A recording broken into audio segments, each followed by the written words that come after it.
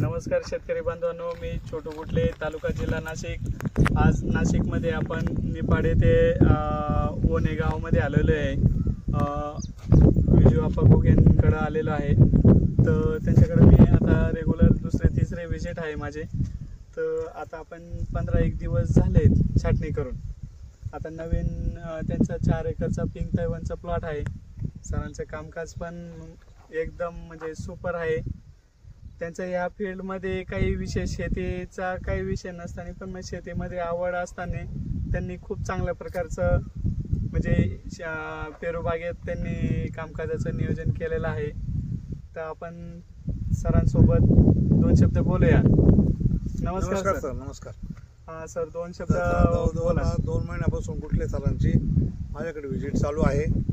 त्यांनी मला नेमका प्रॉब्लेम होता कधी छाटायचं काय करायचं, मी अजूनही छाटणार नव्हतो बाग। तर सरांनी 1 महिन्यापूर्वी मला सांगितलं बाग आता छाटायची कंडिशन आहे, आता माल वगैरे छाटायची म्हटल्यानंतर छाटलेलं आहे। आता मला काय याच्यात जास्त माहिती नाही, पण सरांनी सांगितलं चांगला फुटू राहिला आहे, फुल कळ्या लागलेला आहे छानपैकी, आणि सरांनी ते सुंदर केलेलं आहे। म्हटलं सर नसते तर बागच एवढा चांगला झाला असता। 4 एकरमध्ये माझे 4-5 पण झाडं गेलेली नाही आहे। अत्यंत चांगल्या पद्धतीने बाग मेंटेन केला आहे। सरांची विजिट असते, सरांचा माझा फोन होतो, आणि सर हे आम्हाला सारखे मार्गदर्शक मिळाले आपल्या सगळ्यांना, चांगल्यांना, पेरूवाल्यांना। ते आपलं एक भाग्यच आहे सगळ्यांचं। सरांच्या मार्गदर्शनाखाली सगळ्यांची बाग चांगली होती। माझ्या बागाला तर काही प्रॉब्लेम नाही, सुंदर झालेला आहे। सरांच्या आम्ही तसा ऋणी आहे। थँक्यू। कारण असं का मला बागेची खूप आवड आहे। ओके। शेती हा काय माझा व्यवसाय नाही आहे, व्यवसायाने कॉन्ट्रॅक्टर आहे। ओके। पण मला शेतीची आवड असल्यामुळे चालू द्राक्ष काढून मी पेरू लावलेली होती।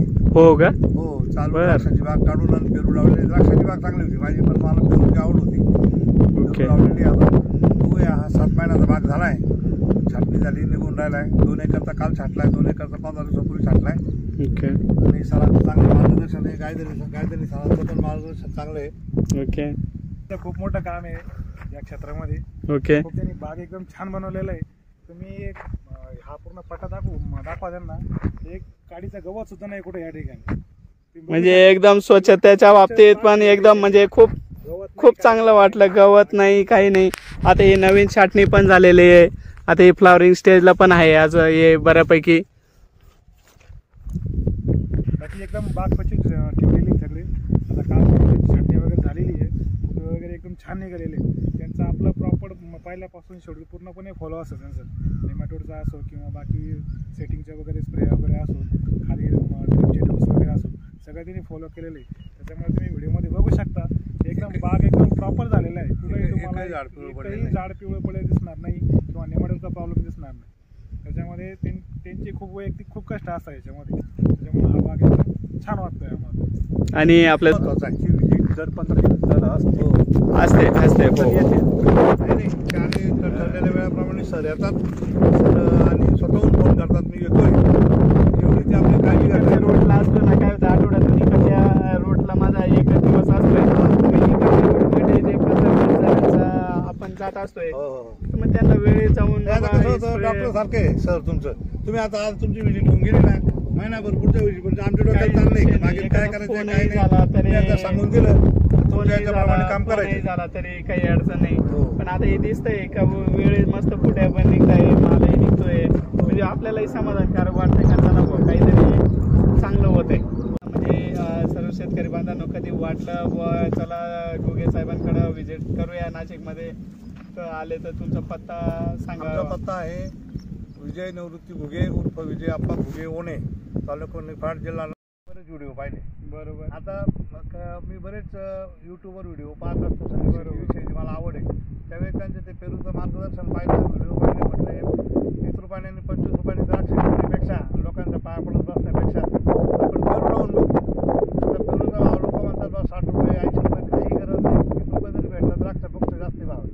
आणि 100 क्विंटल तर एकरी निघाल आरामात। म्हणजे 3 लाख रुपयाचा मी तो हिशोब केला आणि 2 लाख खर्च केला तर लाख रुपये एकरी राहतील ना। एकाच प्लॅसला 100-150 क्विंटल काढणारे भरपूर सारे लोक आहेत आपल्याकडे। आता आपलं 4 एकर बाग आहे, 4250 झाड आहे, याच्यामध्ये 5 झाडं पण गेलेली नाही, एकदम सुंदर आहे। आणि एवढं करायचं बघू काय होतं ते, आणि एकच वर्षाचं पीक आहे ना आपलं, ऊसासारखं आहे ना, 12 12 महिने चालू आहे. नाही 12 आणि उसही निघायला 12-14 माणसं लागतात, महिने लागतात, पेरूला तेवढे दिवस लागतात. बरोबर सर. समजा आपण ऊसच केला 1 वर्ष, काय फरक पडतो? 18 महिने लागतात. बरोबर हा. बरोबर आणि कोणाचा पाया पडायचा धंदा नाही ना. बरोबर आहे. आता सगळ्यात फक्त लोकांनी याच्यात बागाला- कसं होतंय, तुम्ही श्रावण रमजान या हिशोबाने जर थोडंसं केलं, तर करू ना आपण नियोजन श्रावणचं केलं. जर प्लॅनिंग केलं ना, श्रावण संपत नाही का गणपती चालू होत आहे, नवरात्र चालू होते, म्हणजे तो एक 2-3 सीझन आहे दिवाळीपर्यंत. सीझन आहे ते दिवाळीपर्यंत बरं का. खूप चांगलं, म्हणजे 2 पैसे करू होण्याचे आपण. चार्जेस राहते. तर ठीक आहे, धन्यवाद सर. धन्यवाद सर, धन्यवाद. थँक्यू.